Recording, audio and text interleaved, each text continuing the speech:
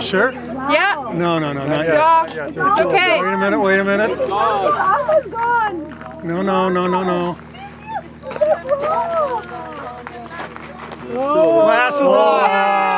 Oh my God. What a nice Corolla. Hey! 11:26. Now we have a Comet. You can see it directly now? Yeah. No problem. Wow. Here. It's pretty white. Okay, what's that star up there? Cool. That would be Venus. That's Venus, the planet. Venus? Wow. And if, you're supposed to be able to see Mars too, but I lost my power too. Yeah, stars. No, but it's orange. Wow. That's Venus right up there, right overhead. Oh, overhead, okay. Beautiful. Look at Rose just above the sun. Isn't that amazing? Yeah, that's Venus. Prominences. Auf welche Uhr? 3 und 2, 1 Uhr. Wow.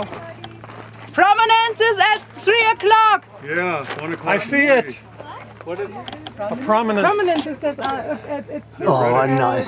purple I think I stone coming out of the sun. do. I see a flare at 7 Yeah. 74.2 Yeah, it's 7. Yeah, right. and one at at 2 o'clock. What is 74.2 degrees?